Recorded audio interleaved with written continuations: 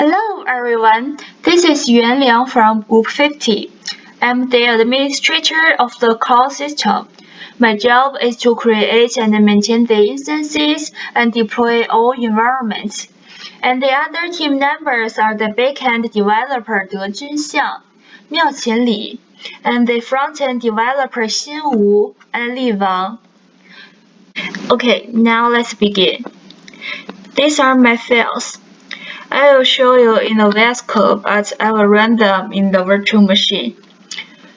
Firstly, the host vars. The host vars defines several variables such as the volumes, the security groups, and the instances. Secondly, the roles include common. The common defines several dependencies on the host and the instances.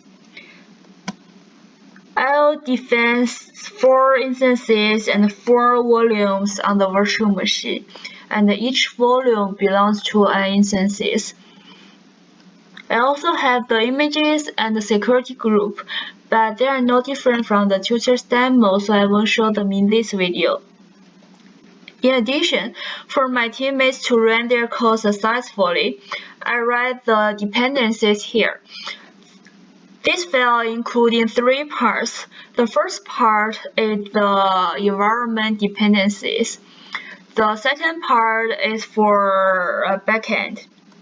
And the last part is for frontend. Okay, now let's begin. Now you can see that I have deleted 3 instances and 3 volumes.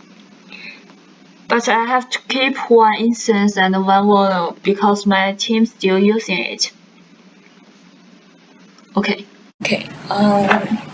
Because there's something wrong with the former screen recording, so I download a new one. You can see that I'm already in the netter directory. Wow. Okay. You can see that I'm already in the netter directory, and this file is the one I'm going to run. So let's begin.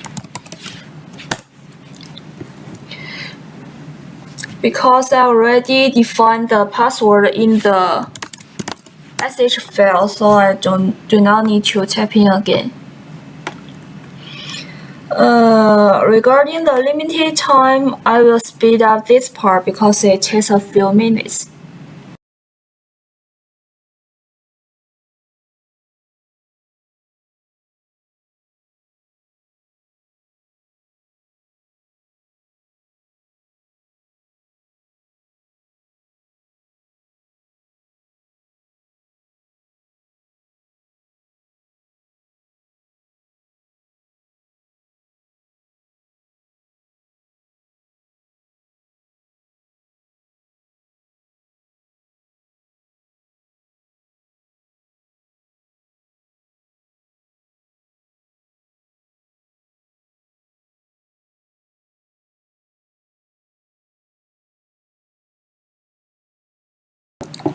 You can see that it's finished running, and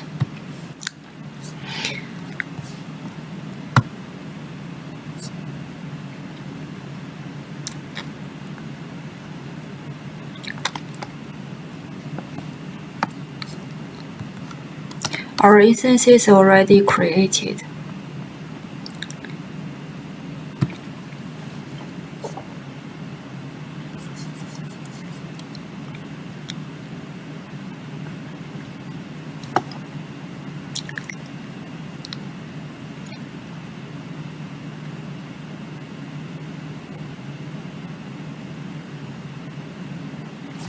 Okay, here are my instances. To the harvester, we mainly use 3 API, which are Stream API, User Timeline, and Progress. So firstly, we apply the Stream API to collect some tweets and users as some kind of keys. The data accepted is all filtered by a certain criteria. For users, for tweets, we only want those posts inside Melon, has coordinates, and written in English. In fact, later on, after finding that there are only about less than 1% of the tweets having coordinates, we push back our tolerance which means we also allow the tweets have place feature, or their user is based in Melbourne, is also acceptable. Then we will retrieve the user from the CouchDB to crawl their history tweets, as they're very likely to fulfill our filtering requirement. And simultaneously, we will also get his followers, as we assume if a user is based in Melbourne, his or her friend tends to be the same.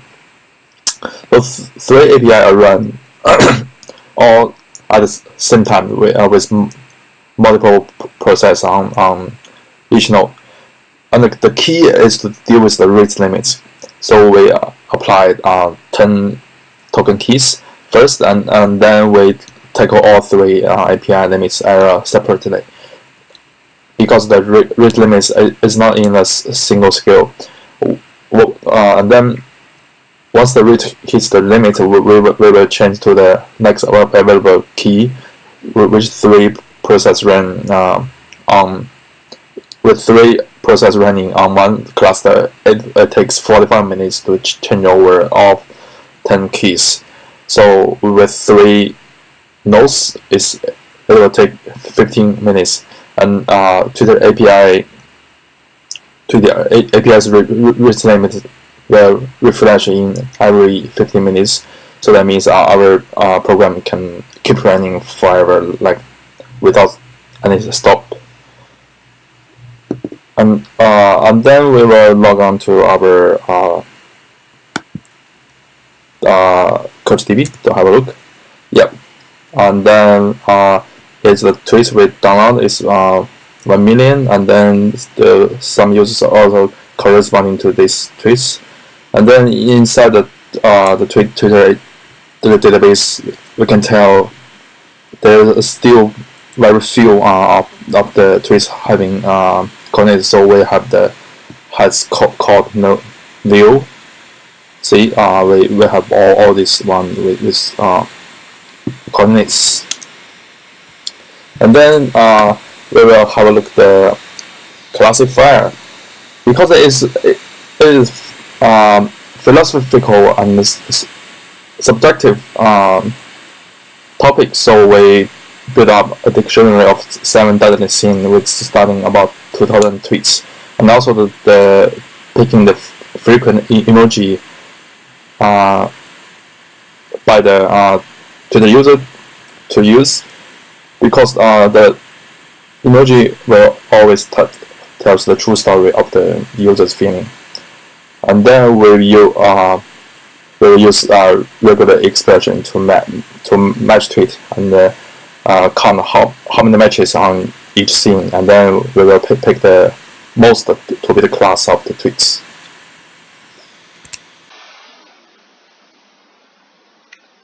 Alright, so after collecting a huge amount of tweets, we would like to explore the relationship between 7 deadly sins and crime.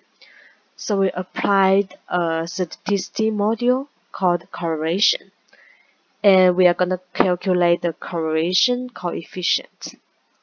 We know that the value of R ranges from -1 to +1, and if R is close to 0, it means that there is no relationship between variables.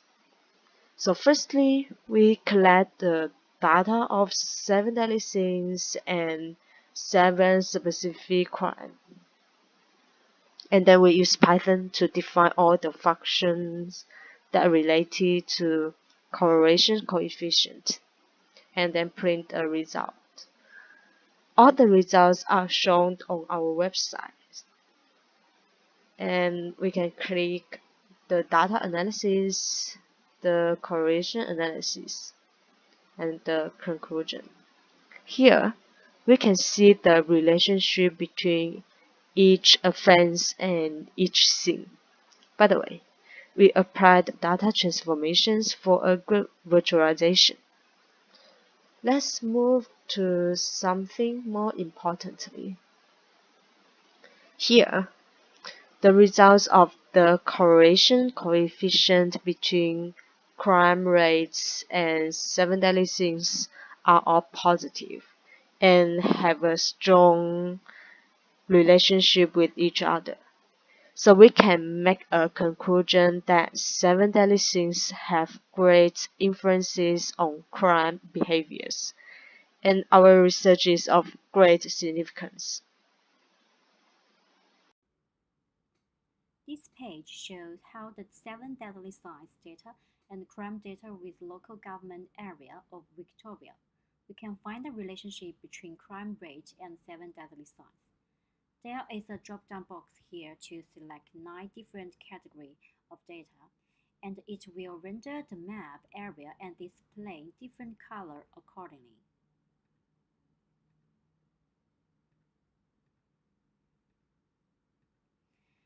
And the red color means the high level and the green means low level. For example, when selecting the crime rate to render the map, and the red represents the area with high crime rate, and while the green area represents area with low crime rate.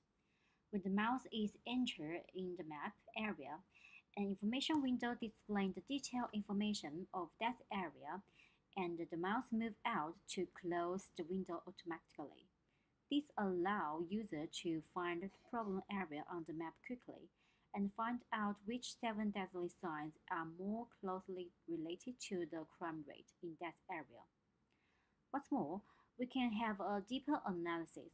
It can be seen from the map that, except Melbourne CBD, another highest crime rate is Latrobe, and which has reached 12%. It looks strange. From the information window, we can see that the data of slows in this area is significantly higher than other sites.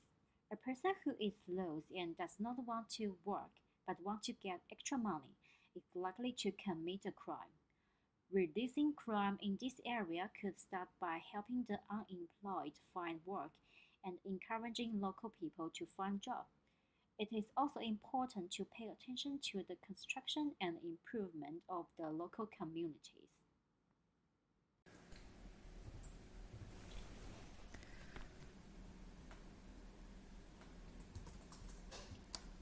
The data analysis page involves functionalities including correlation analysis and trend analysis. There are various charts to support our research.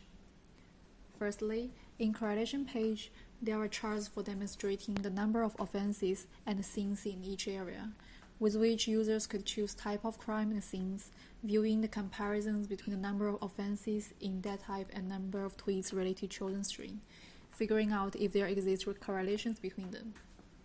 For instance, suppose there is a hypothesis that if breaches of orders might highly related to pride. To verify our hypothesis, we could view number of incidents in type breaches of orders, then view number of tweets related to pride.